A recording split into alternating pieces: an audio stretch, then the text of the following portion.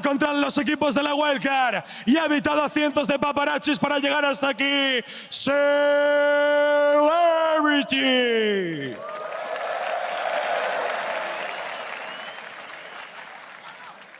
Y jugando para el equipo hielo, que lo detenga, que venga la policía, el asesino de coreanos, Karsa. Buena suerte, caballeros. These guys looking ready to fight some 1v1s. I managed to actually get rid of the Visual finally and have a great upgrade. Cyrene, welcome to the 1v1s. Thank you. It's a pleasure to be alongside you, Crepo. I got to introduce you as well. Slide that in there. But yeah. In case people by this time still don't know who we are. Did you get to catch all the 1v1s yesterday? Yes, I did. Yeah, I did. I was very surprised at the fact that both Doublelift and Bjergsen got knocked out the finals from last year. I got to catch up with Doublelift a little bit afterwards, and he was saying like they didn't practice too much for it. Him and Bjergsen both kind of took it a little bit easy, but as soon as they lost, they were like, damn, we should have taken this seriously. And that's what you have on the luxury of day 2. They got to see everything. Talking to Doublelift this morning as well. At the same time, I was like, bro, what went wrong? Like, you did everything wrong in that all-in. And he basically said the same thing. I don't think I could have played it any worse in that particular situation. Basically, according to him, what happened was he was going to win 100% on the CS. Always, huh? But he wanted to fight like a man. And, well, he died like one as well. And gave the free win over. So hopefully, today, people that are actually ahead on CS will just keep on winning. Yeah, and the fact that we also see people go for those bloody kills when you could have just ended it that way so easily. But the picks, I want to see how they adapt, because we are seeing things like Twitch, like LeBlanc, some people pulling out Jace. Varus is becoming a big pick. The Draven as well is actually Celebrity's big pick. He's known for things off meta like Draven, Lucian, and Kalista, so those may be banned against Celebrity. Yeah, I'm definitely loving the Varus picks because there's 2 ways that you can just trade on champions through minions with the Q and the E that you can actually just get the double value off. It's a great champion that gets to 100 CS. And when your opponent gets a little cocky, you just pop it in the head with the ulti and then you just win that trade. Yeah, Varus has been incredibly good, able to like chunk people out as well. LeBlanc, Caitlyn. Caitlyn's big one on the ban category, #1 right now. Syndra, you expect it to be off the table as well? I mean, we're looking at Kennen analysis just like there's going to be something up. There's a few too many picks available, but it all depends what style they want to play. There is a little bit of rock, paper, scissors going on. Obviously, it also depends on kind of what runes these guys are running. We're going to try and follow that a little bit more closely. That is something we maybe skipped over too much yesterday. And just have a bit of insight of like why these players are making these decisions, because it is as Mithy is saying, sometimes they're just in the moment and they're also not thinking straight all the time because they're so busy with CS. Yeah, I actually remember when we had the 1v1 mode actually on live. Every time I played it, like, you play a ton of League of Legends, but you actually feel your heart in your chest because every little thing you do, you don't have people to back you up. You make one mistake. Can't blame your team. Yeah, you can't blame your team. It's all on me at that point. You are your team. Thanks. But I'll mess it up, and then, you know, the guy, it's just purely outplay, outskill, and they can punish you really hard for the next 2 minutes off of one mistake. And again, if you're wondering why these hovers happen until the end, despite it being blind pick, it's because these players are sitting right next to the screen where it's happening. They can look up and look at the player cams, look for reactions, and look at the last seconds champion switches here. Karsa peaked. I don't think Celebrity actually peaked. No. And yeah, Celebrity's going to go with the Lucian that he's known for, and Karsa's going to go with the Rengar. Yeah. Jungle pick. That is a matchup where you have to stay away from the brushes. I feel like Rengar will never win it unless he all-ins at level 3. So this is basically survive with super defensive summoner spells. And this is such a strange thing on the Rift, or I guess on the Howling Abyss, is because you want brush control, but at 2 minutes 15 seconds, that's when the relics spawn. And then for every minute and 15 seconds after that, they respawn. So the Rengar has to play between actually controlling the brushes on the top side, and then eventually being like, okay, it's about to come up, I gotta get the bottom side. So it's kind of a cascading effect where you get brush control, hopefully that gives you minion wave control. Yep. And then once the wave is kind of your ally, you switch over to the other side to get the right timing for those relics. But that's extremely hard to track while trying to CS, dodge Lucian Qs, and not die in the process. Yeah, it's incredibly hard. And you have to keep track of all that. Nobody's keeping anything for you. And you have the other guy in your ear. Yeah. He talks and match it.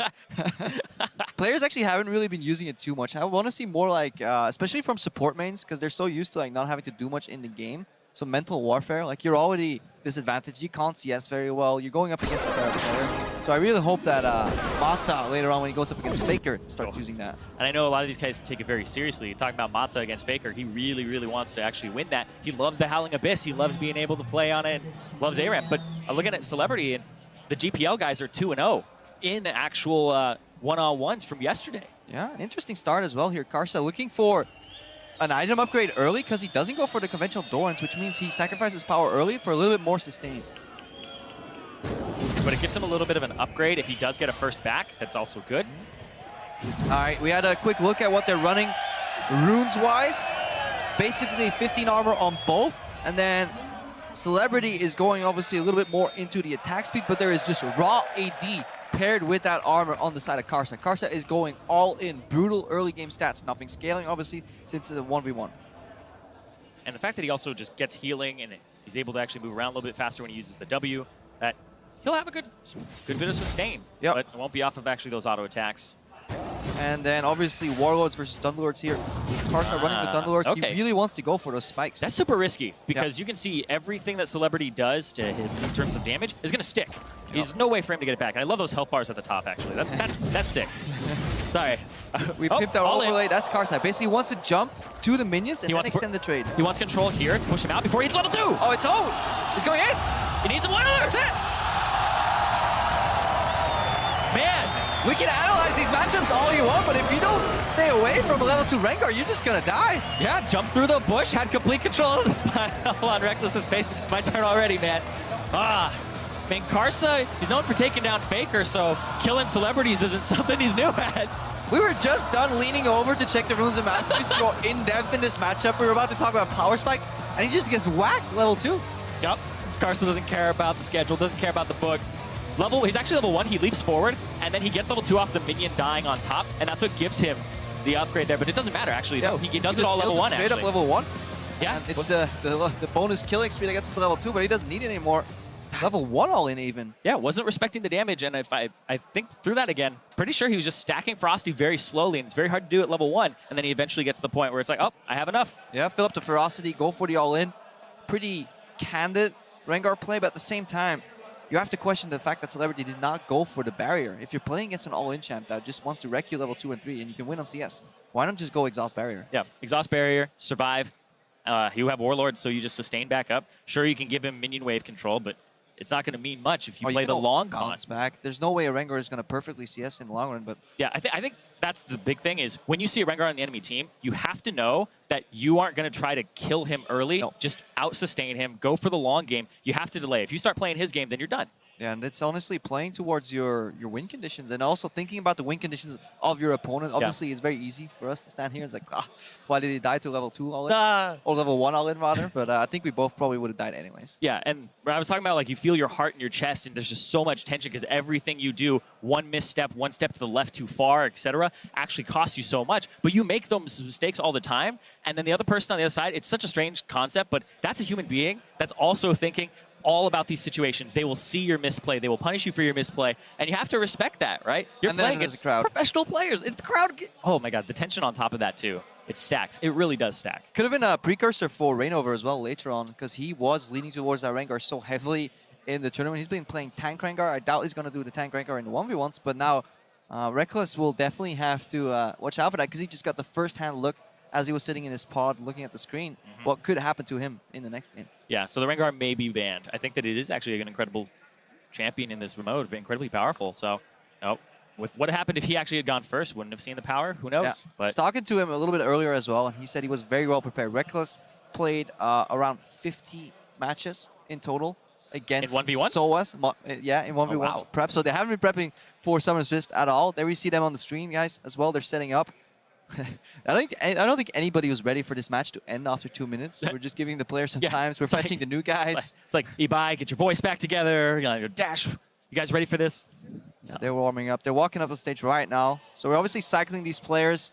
While one game is in motion, we're setting up the second one. Yeah, Champion Select actually took a little bit longer than the actual game. So not expecting that, but Karsa went for it, and he recognized that was the way he was going to win. I want to see if it holds up for him as he progresses in the tournament. Yeah, definitely showed... no hesitation. Yeah, that's Karsa though, right? Karsa was the LMS Summer Split MVP coming in. He's been such a pivotal piece of that squad that Flash Wolves came out #1 off of his aggressive play. They were able to actually overtake J-Team in a 3-0 as well and made Worlds. They did fantastic off of his back. They're doing good so far. Now Reckless and Reignover are looking more ready. Practice game. I can just look at the screens. They're literally behind the camera. Like they're in the lobby right now. What are you playing? Can't really see just yet, but I got a peek at where Reckless was hovering, but we'll yeah, talk about it that's later. it from us. We're gonna go over to the stage and check what's in store in the next.